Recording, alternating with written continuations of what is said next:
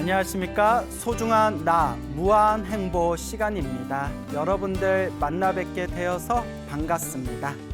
또 오늘 여러분들께 아주 또 좋은 이야기, 여러분들의 불심을 무럭무럭 자라나게 할 수 있는 그런 재미나고 좋은 이야기 준비했습니다. 어느 불심이 지극한 그런 젊은 여성 불자님이 계세요. 여성 불자님이 계시는데 요 보살님이 지금 한 30대 중반 정도 됐어요. 나이가 30대 중반인데 나이답지 않게 아주 불심이 깊고 매일매일 염불과 기도로 하루하루 부처님을 향해서 열심히 마음을 닦고 있고, 무엇보다 항상 일상에서 복과 선업과 공덕을 짓도록 굉장히 노력하는 그런 아주 젊은 청년 모범불자가 있습니다.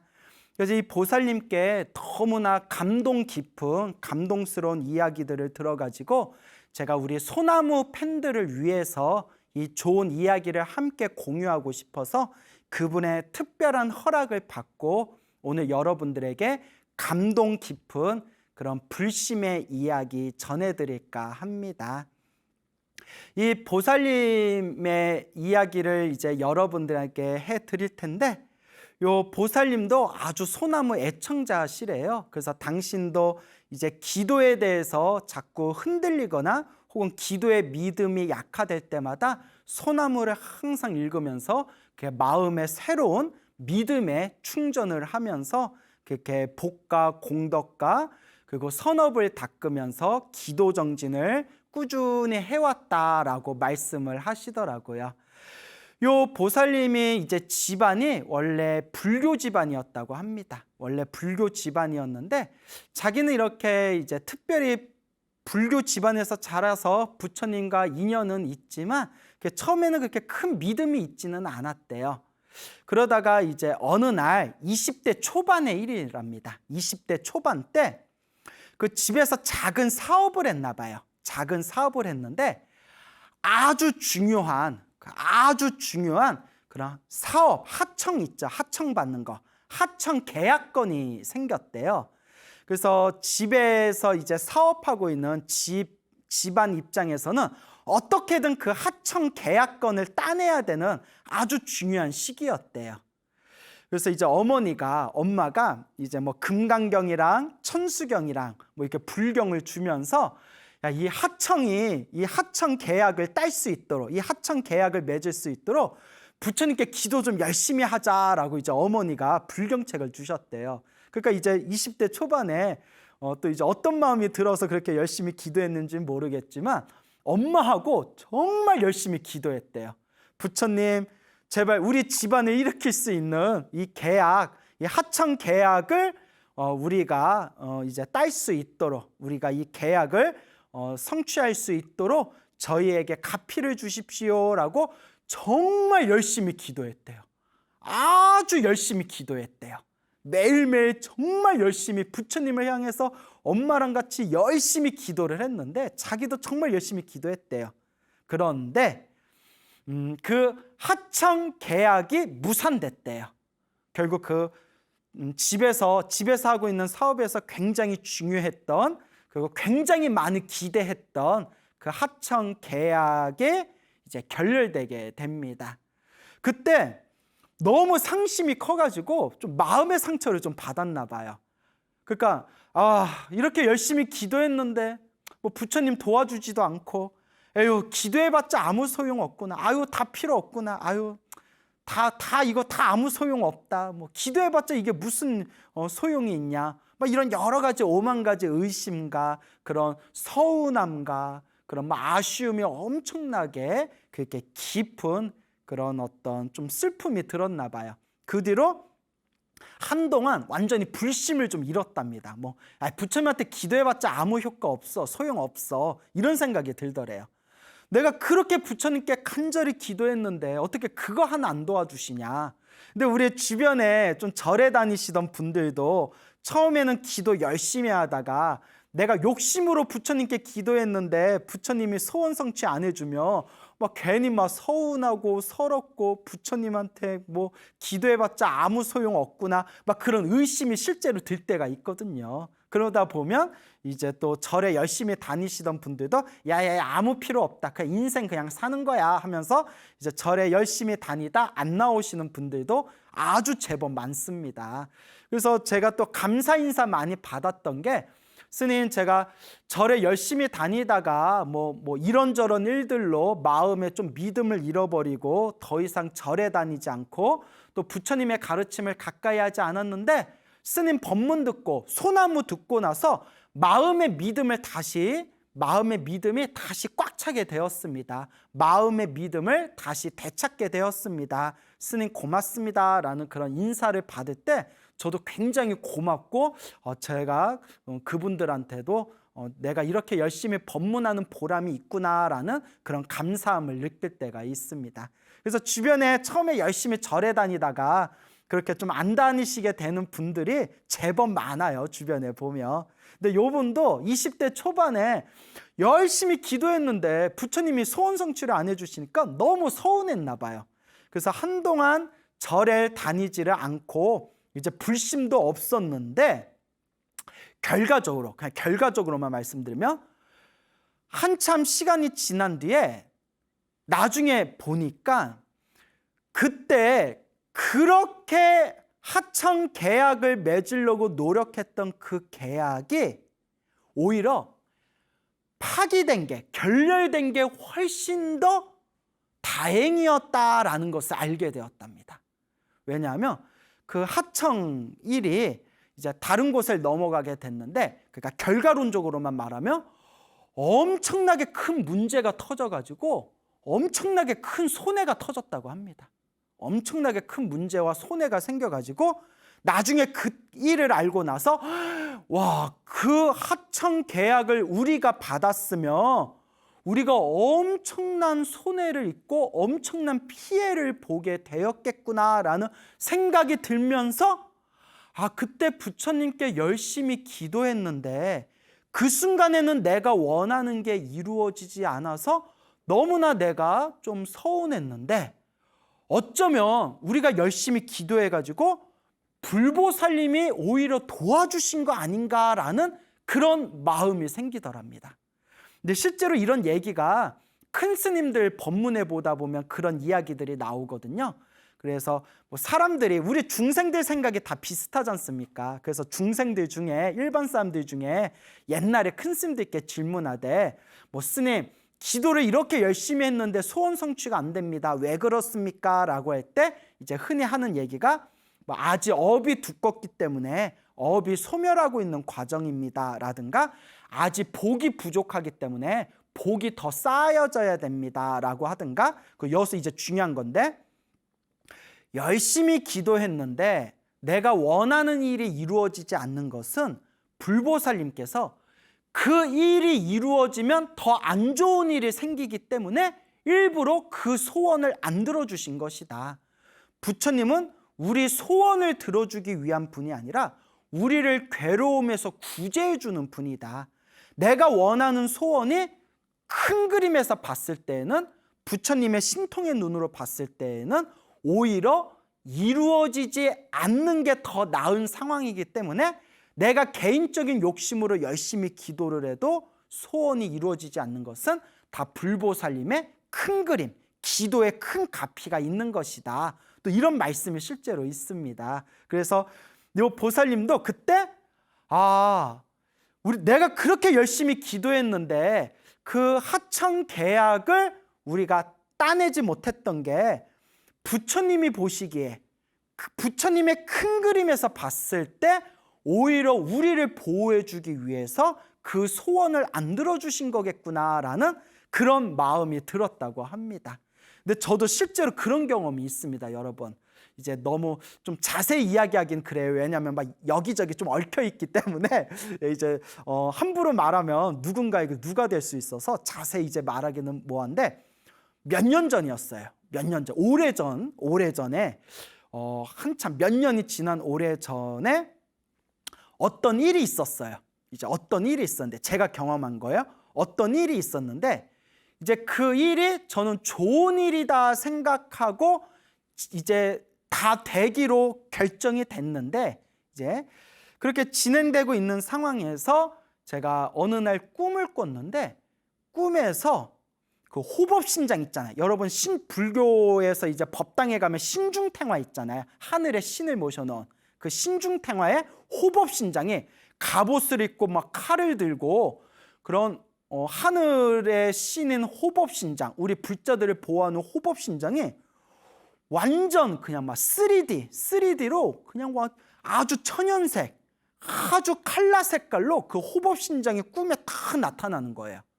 제가 평소에는 호법신장 꿈을 잘 안 꾸거든요. 뭐 별로 꿈도 많이 안 꾸는데, 그래서 희한하다. 왜냐하면 너무나 생생하게 완전 컬러로 그냥 3D로 너무나 완벽한 모습으로 호법신장의 모습이, 갑옷을 입은 신장의 모습이 꿈에 딱 나타나길래 신기하다. 그냥 뭐 그렇게만 생각하고, 그리고 제가 뭐 항상 여러분들한테 말씀드리지만 좋은 꿈을 꾸든 나쁜 꿈을 꾸든 집착하면 안 된다. 집착할 필요가 없다. 항상 말씀드리잖아요. 그래서 저도 뭐 좋은 꿈 꿔도 그냥 그러려니 넘겨버리거든요. 하여튼 이제 호법신장 꿈을 꿨는데, 제가 이제 뭐 이렇게 진행되기로 했던 일이 이렇게 이제 결렬됐어요. 그게 이제 파기가 됐는데, 그러니까 이제 저는 그것만 믿고 있다가 약간 뒤통수를 맞은 느낌이잖아요. 그래서 그냥 마음으로 에휴, 내 전생에 업이 많아가지고 내 복이 부족해서 이게 이렇게 그냥 끊어졌나 보다, 그냥 그렇게만 생각했는데, 나중에 한 몇 달 지난 뒤에 이야기를 들었는데, 이제 주변 분들이, 이제 그 일을 알고 있던 주변 분들이 아우, 광우 스님 그거 안 하길 잘했어. 뭐 그냥 막 구설수도 오르고 아주 안 좋아. 정말 불보살님이 도와준 거야. 그거 엮였으면 광우 스님 굉장히 이제 속으로 엄청나게 힘들었을 거야. 정말 잘 된 거야 라는 얘기를 듣고, 그때 잊어버렸던 꿈 생각이 딱 나더라고요. 그때 호법신장이 꿈에 그냥 총천연색으로 나타나는 그런 꿈을 꿨는데, 아마 이렇게 보호해줬나 보다라는 생각이 들더라고요. 그냥 저 혼자 그렇게 그냥 기분 좋게 생각했어요. 하여튼 결과적으로 안 좋게 되어버린 일이었기 때문에 그 마음에 있었던 좀 아쉬움도 훌훌 털어버리고, 또 결과적으로는 지금 이렇게 또 좋은 자리에서 또 여러분들과 부처님의 가르침을 나눌 수가 있게 되었잖아요. 어쨌거나 저도 그랬던 경험이 있습니다. 내가 원했던 일인데 결과적으로 오히려 그게 안 좋은 일이 돼버려가지고 지금 내가 원했던 일인데 부처님이 소원을 안 들어준 것이 결과적으로는 나한테 더 좋은 이득이었다. 오히려 그게 값이었다라는 것을, 우리 불자님들도 기도 많이 하신 분들은 그런 경험을 많이 하십니다. 체험을. 제가 그런 이야기를 불자님들께 많이 들었거든요. 스님, 그때는 부처님께 좀 아쉬운 느낌이 들었는데 시간 지나고 나니까 그때 부처님께서 도와주셨던 거였어요. 오히려 그게 안 이루어져서 오히려 더 다행이었던 적이 참 많았습니다 라는 이야기를 제가 자주자주 들었습니다. 그래서 그 보살님도 이와 같은 이제 경험을 하게 된 거예요. 그러다가 정말 마음에 불심이 크게 싹트게 된 인연이 있었대요. 그게 무엇인고 하면 아버지께서 갑자기 큰 병에 걸리셨대요. 큰 병에 걸리셔가지고 이제 병원에서도 거의 살 날이 얼마 남지 않았다라는 통보까지 받았대요. 그래서 의사 선생님이, 의사가 저희가 최선을 다하겠습니다만은 장담할 수는 없습니다. 이제 가족분들도 마음의 준비를 하십시오라는 이야기를 들을 정도로 아버지의 이제 상황이 매우 안 좋았대요. 그러니까 사람이 정말 힘들고 답답할 때는 이제 자연스럽게 무언가에 의지하고 싶은 마음이 들잖아요. 그때 엄마하고 또 기도를 열심히 했대요. 부처님, 우리 아버지 몇 년만 더 살게 해주세요. 우리 아버지 이렇게 보내드리기 너무 아쉬워요. 아버지 몇 년만이라도 더 살게 해주세요 라고 엄마하고 간절하게 기도를 하면서 매일매일 정말 정성스럽게 기도하면서, 특히 방생공덕을 많이 지었대요. 방생을 많이 했더라고요. 방생공덕을. 그래서 아니 어쩜 그렇게 방생을 많이 했냐. 아유 젊은 사람이 어떻게 그렇게 방생할 마음을 냈냐. 그러니까 하는 얘기가 스님 소나무 보고 이렇게 방생공덕이 좋구나 느끼고 방생을 많이 하게 되었습니다 라고 하시더라고요. 그래서 제가 한동안 예전 시즌에서 한동안 제가 방생공덕 얘기를 좀 많이 몇 번 했었잖아요. 그때 마음에 좀 와닿으셨나 봐요. 그래서 정말 뭐 방생도 막 몇 마리 수준이 아니라 막 뭐 100마리 막 이렇게 100마리 뭐 몇백 마리 뭐 이런 식으로 방생을 많이 했대요. 방생을 많이 했는데 기도를 많이 하고 방생을 많이 해서 그런지는 몰라도 놀랍게도 아버지가 급격하게 몸이 아주 그렇게 쾌차를 하셨답니다. 의사가 깜짝 놀랄 정도로. 그때 의사도 얼마 남지 않았으니까 최선은 다하겠지만 마음의 준비를 하십시오.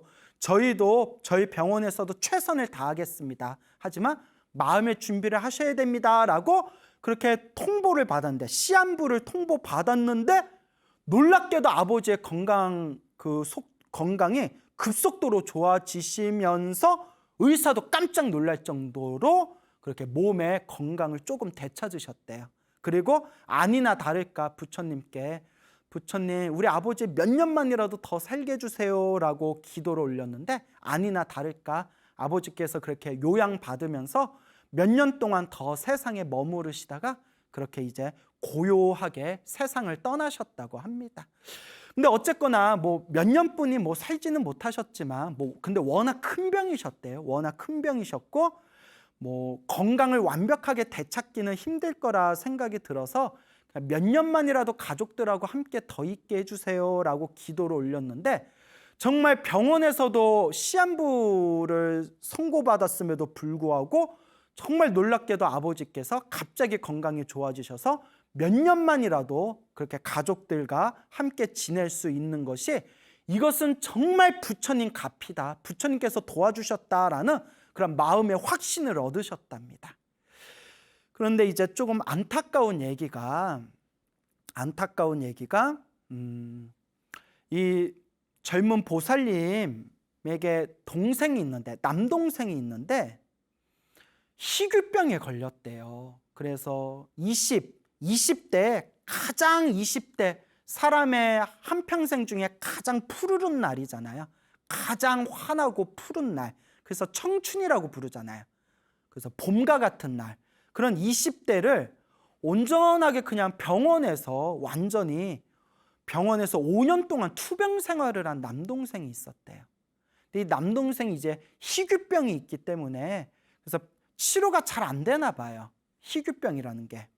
그래서 막 뭐라 설명을 해주시는데 저도 잘 모르겠더라고요. 저도 의학 지식이 없어서.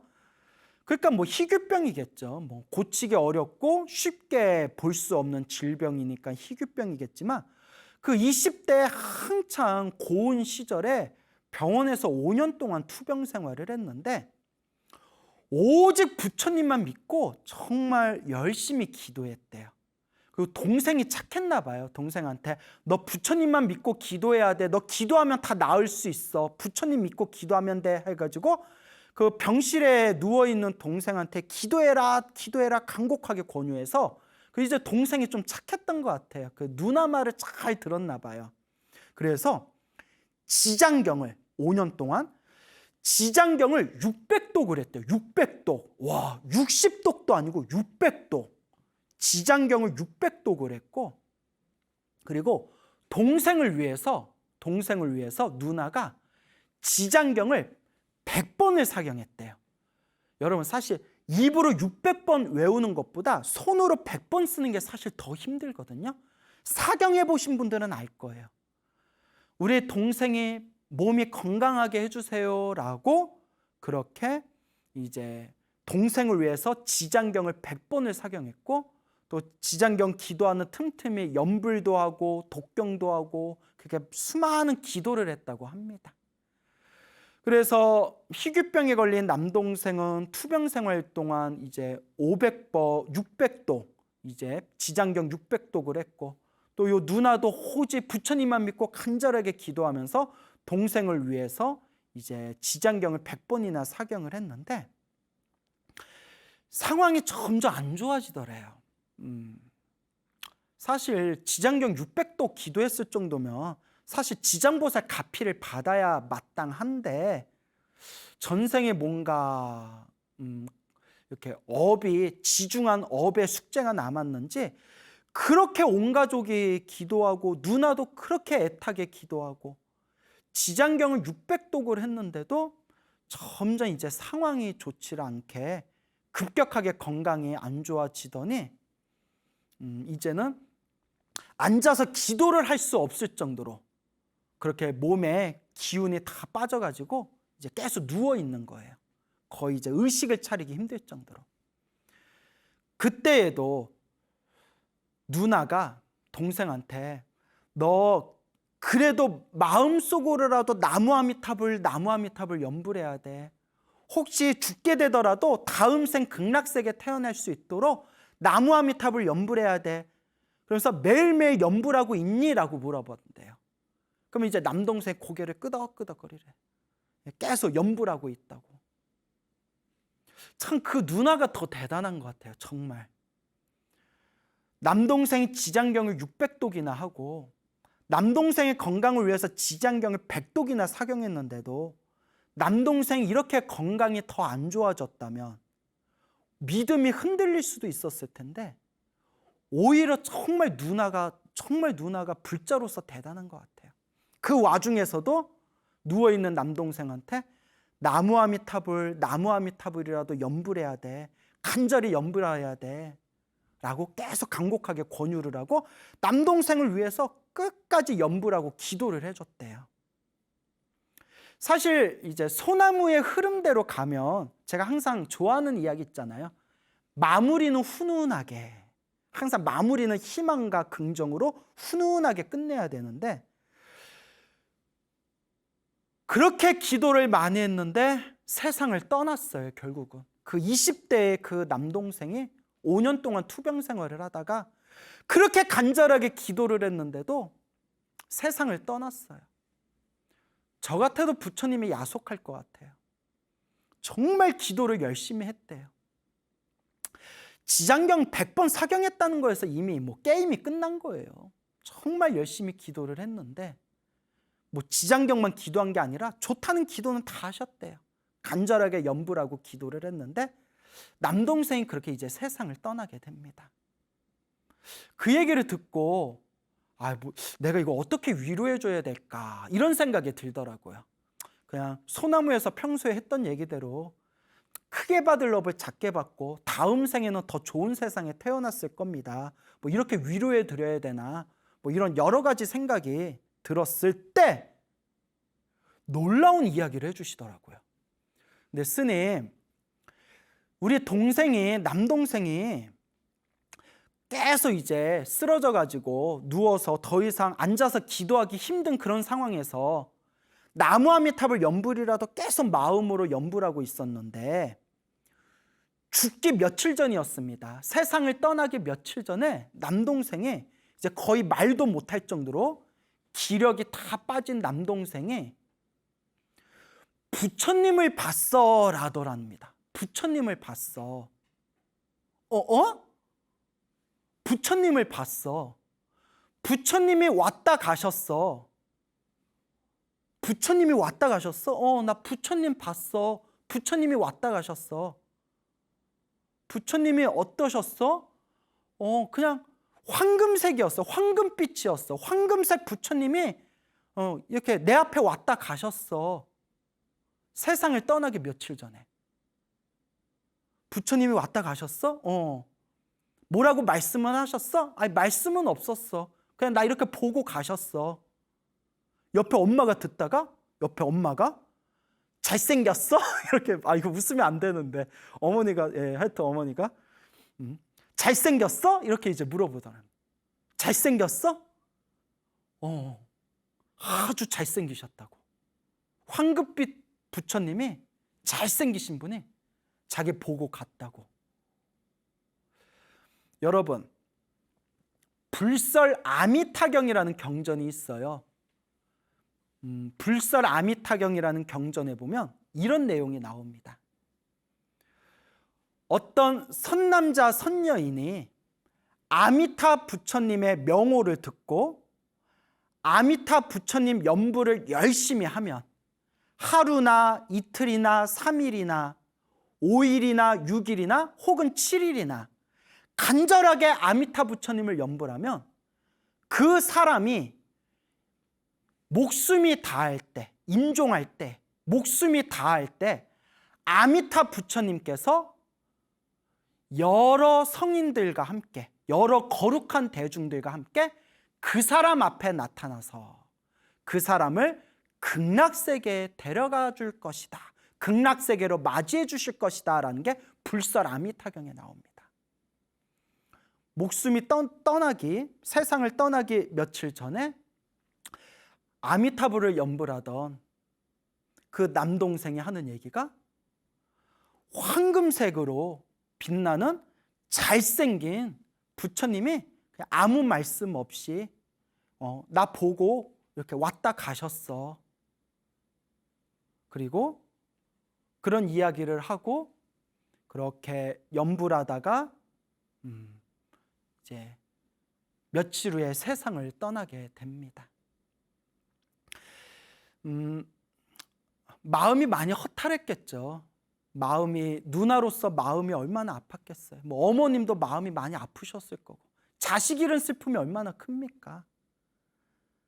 하지만 이미 세상을 떠난 사람이고 이제 한 사람의 불자로서 아들은 이미 떠났고 떠난 아들이 다음 생이라도 좋은 곳에 태어나기를 바라는 마음으로 이제 49제를 올리고 간절하게 또 기도를 해줬답니다. 간절하게 연부를 해줬대요. 특히 이 누나 되는 분이 우리 남동생이 아미타 부처님 극락세계 꼭 왕생하도록, 극락세계 꼭 태어나도록, 극락왕생하도록 우리 남동생에게 가피를 주십시오라고 간절하게 또 연불공덕을 지으시고, 그 매번 제가 있을 때마다 남동생의 공덕을 위해서 방생도 엄청나게 많이 하셨대요. 그렇게 1제가 지내고 2제가 지내고 49제가 7번 제를 지내잖아요. 그래서 7제잖아요. 7제. 5제 정도 지냈을 때, 5번 제를 지냈을 때 어머니가 갑자기 이런 얘기를 하시더래요. 아유, 우리 아들이 다음 생에 어디로 새로 몸을 받았는지, 다음 생 어떤 몸을 받았는지 좀 꿈에서라도 좀 봤으면 좋겠다라고 이렇게 툭 말을 하셨는데, 그날 꿈을 꾸셨대요. 아들이, 꿈에서 이제 아들이 나타났는데 이렇게 얼굴만 보이고 몸은 보이지가 않더래. 왜냐하면 몸이 그 여러 가지 색깔, 여러 가지 화려한 색깔들이 몸을 감싸고 있어가지고 딱 얼굴만 보이더래요. 이제 몸뚱아리는, 팔다리 몸뚱아리는 이렇게 여러 가지 형형 색깔이 이렇게 아들의 몸을 싹 감싸고 있고, 화려하게 몸을 감싸고 있고, 아들의 얼굴이 그 병원에서 5년 동안 투병 생활했으니까 얼마나 여의였겠어요. 그냥 삐쩍 마르고 몸이 굉장히 여의였는데, 꿈에서는 살이 하얗게, 살이 통통하게 올라가지고 얼굴이 아주 환해 보이더래요. 그러면서 아들이 환한, 살이 통통하게 살이 오른 환한 얼굴로 이렇게 온몸에 여러 가지 색깔이 온몸을 이렇게 감싸고 있는 모습을 꿈에서 꾼 거예요. 그때 누나가 그 얘기를 듣고 마음에 뭐가 딱 와닿은 거예요. 지장경을 보면, 여러분들 지장경 보셔서 알겠지만, 지장경을 보면 지장경에서 부모님이 돌아가시거나, 그러니까 누군가 돌아가셨을 때 간절하게 연불하고 기도하면 부처님 가피로 그 영가가 다음 생에 어떤 몸을 받았는지 알 수 있다라는 내용이 나오거든요. 지장경 읽어보신 분은 다 아시는 내용이에요. 그래서 부처님한테 정말 그날 저녁에 간절하고 정성스럽게 기도를 올렸대요. 부처님, 제 남동생이 어디에 태어났는지 저에게 알려주십시오. 우리 남동생이 극락세계에 태어났는지, 아미타 부처님 극락세계에 태어났는지 알려주십시오. 지장경에 보면 부처님 가피로 영가가 다음 생에 어디 태어났는지 부처님 가피로 알 수 있다라고 나오지 않습니까? 부처님, 제 남동생이 어디에 태어났는지, 정말 극락세계에 태어났는지 제발 저에게 알려주십시오라고 엉엉 울면서 간절하게 기도를 올렸대요. 얼마나 정성스럽게 기도 올렸는지 온 얼굴이 그냥 눈물 범벅이 돼가지고 그렇게 정성스럽게 몇 시간 동안 기도하다가 거의 탈진 상태가 돼가지고 비몽사몽에 이렇게 잠에 드는데, 그 비몽사몽 그 순간에 저 소름 끼치려고 그래요. 제가 지금 그때도 소름이 쫙 끼쳤는데 지금도 소름 끼치네요. 그 비몽사몽 그 순간에 죽은 동생의 목소리가 또렷하고 생생하게 귀에 들리더래요. 누나, 나 지금 잘 있어. 나 지금 아주 잘 있어. 나 지금 여기에서 부처님 법을 공부하고 있어. 여기서 누나 기다리고 있을 테니까 나중에 여기서 누나 우리 다시 함께 만나자라고 귀에서 생생하게 동생의 목소리가 옆에 있는 것 마냥 생생하게 들리더래요. 누나 나 잘 있어. 걱정하지 마. 여기서 부처님 법을 지금 공부하고 있어. 나 여기 잘 지내고 있으니까 여기서 기다리고 있을게. 나중에 여기서 다시 만나자 라는 목소리가 생생하게 들리면서 가슴에 있던 모든 그런 의혹이나 의심이 싹 사라지더래요. 제가 그 얘기를 듣고 제 생각에는 극락세계에 태어난 게 맞습니다. 왜냐하면 천상세계에서는 부처님 법을 공부한다는 표현을 쓰지 않습니다. 천상세계와 아미타 부처님 극락세계의 차이점이 여러 가지가 있는데, 그 중에 하나가 극락세계는 부처님의 법을 공부하고 부처님의 가르침을 공부하는 우주 최고의 성불학교입니다. 나 지금 잘 있고 부처님 법 공부하고 있어 라고 말하는 거 보면 극락세계에 지금 잘 이제 태어나신 것 같습니다. 그리고 어머니가 꿈에서 얼굴은 보이는데 몸뚱아리는 여러 가지 색깔로 뒤덮여 있다고 했잖아요. 저는 무슨 생각이 들었냐면 연꽃에 이렇게 이제 잠겨 있는 모습이다. 우리가 극락세계에 태어날 때 연꽃 위에 태어난대요. 짠 하고 연꽃 위에 태어난대요. 그래서 지금 연꽃 안에 있는, 그러니까 얼굴은 보이고 몸은 연꽃 안에 있는, 그러니까 지금 극락세계에 이제 왕생을 했거나 왕생을 지금 대기하고 있는 그런 상태다라는 생각이 들었습니다. 그래서 그 누님에게 더 이상 슬퍼하지 마세요. 정말 그 아이는, 동생분은 아무리 봐도 정말 좋은 곳에 태어났습니다. 이제 마음에 그 슬픔을 이제 내려놓으세요라고 말씀을 드렸습니다. 그러니까 그 동생분이 그 얘기를 듣고 싶었습니다. 사실 그 얘기를 듣고 싶었습니다라고 이제 눈물을 그렁그렁 하시더라고요.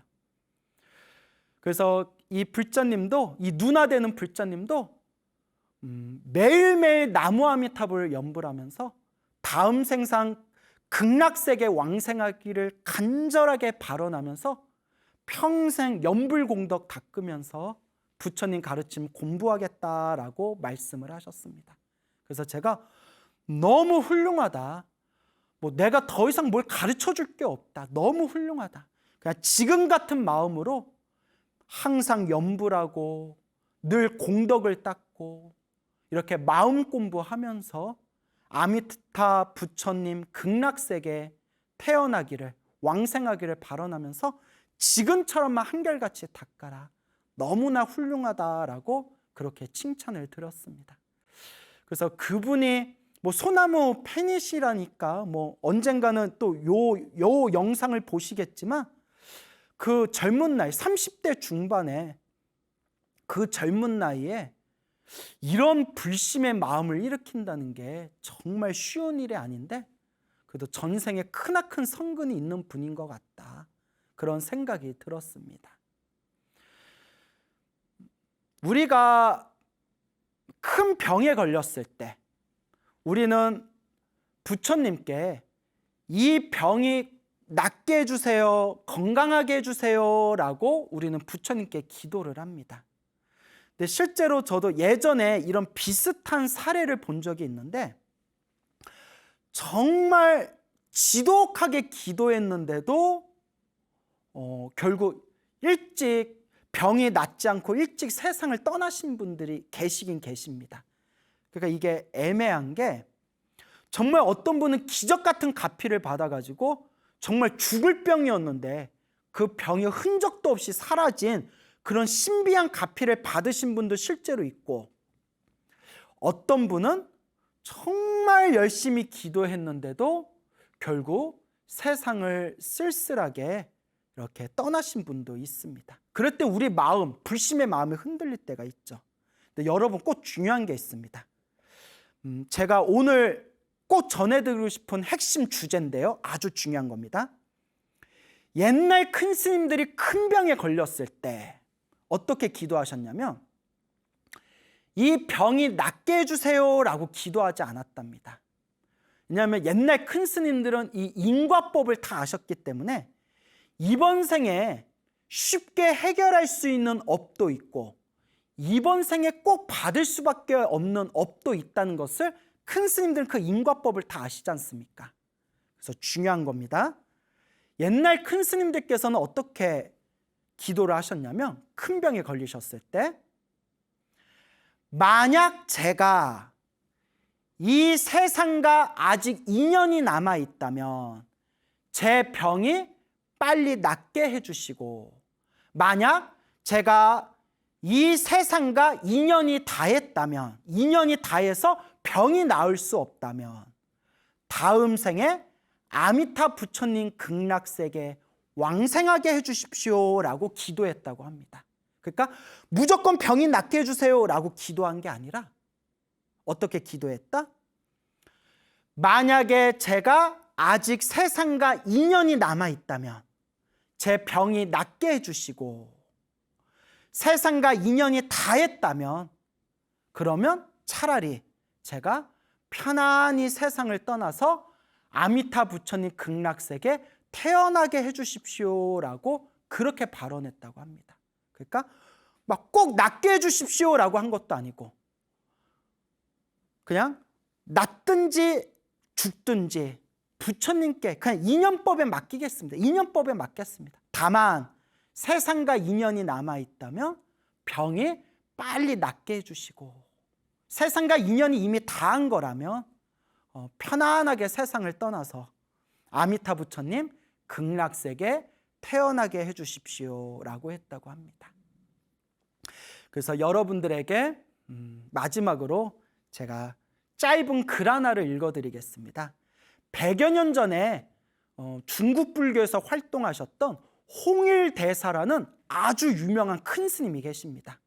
근대 중국 불교의 4대 고승으로 손꼽히시는 분인데, 그 홍일대사께서 우리가 큰 병에 걸렸을 때 어떤 마음을 가져야 되는지에 대해서 법문하신 내용이 있습니다. 그 내용이 길어서 제가 조금 이렇게 적당하게 편집을 해서 짧은 글로 여러분들께 이제 읽어드릴 테니까 한번 차분한 마음으로 경청해 보시기 바랍니다.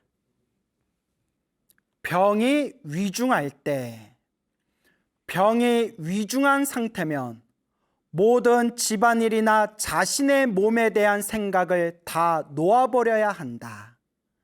그리고는 일심으로 염불하며 서방정토 아미타 부처님 극락세계 왕생을 구해야 한다.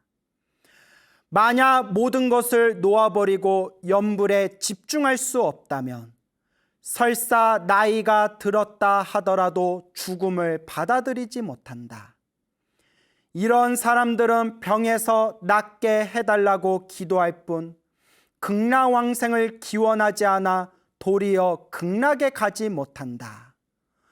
또 젊은이가 병이 낫게 해달라고 기도만 할 때에는 두려움이 생겨 빨리 낫지도 않고 오히려 고통만 심해진다. 염불을 하는데 만약 병이 위중하고 고통이 심한 상태라 하더라도 놀라 당황하면 안 된다.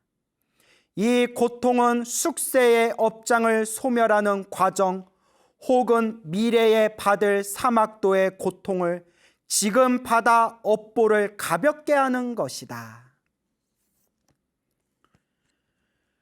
위험할 때나 평상시나 늘 불보살님의 명호를 부르면 도움이 된다.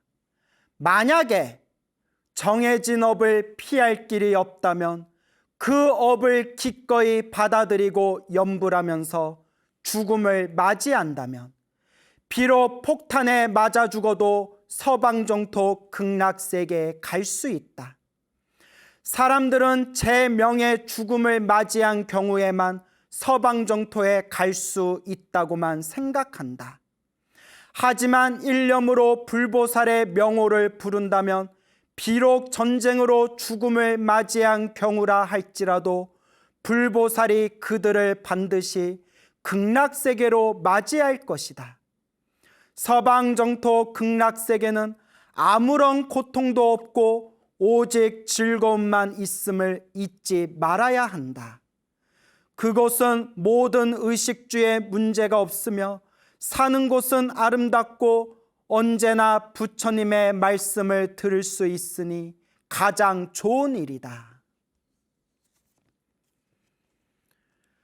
반드시 서방정토 극락세계에 태어나기를 염원해야 한다. 지금 죽음을 두려워하며 살기 위해 정정긍긍한다면 오히려 재난을 면하기 어렵고 서방정토 극락세계에 태어나기도 어려울 것이다.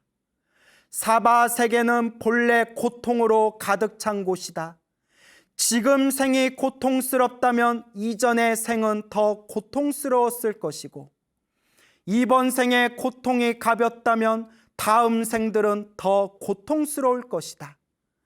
진실로 편안해지고 싶다면 눈앞의 현실을 너무 두려워하지 말고 원대한 시각으로 서방 정토 극락세계를 염원해야 할 것이다.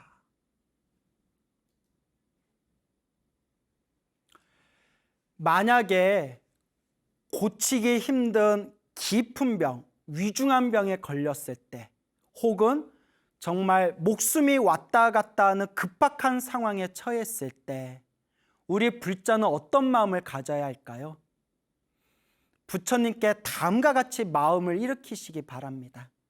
만약 제가 세상과 인연이 남아있다면 제 목숨을 구해주시고 만약 제가 세상과 인연이 다한 거라면 편안히 세상을 떠나 다음 생 극락세계 반드시 왕생하여 지이다. 살고 죽음도 결국은 모두 다 내가 지은 업의 인연법입니다. 여러분 행복해지고 싶습니까? 행복한 삶을 창조하고 싶습니까? 복을 지으십시오. 선업을 지으십시오. 공덕을 쌓으십시오. 복과 선업과 공덕의 힘이 여러분들을 진정한 행복의 길로 이끌어 줄 것입니다. 여러분 성불하십시오.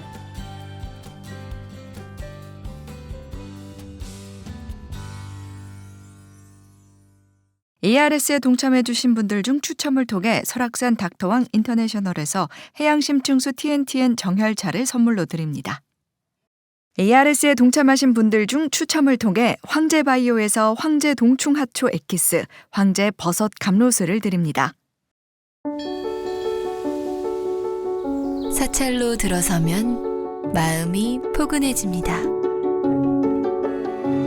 힘들었던 기억은 내려놓고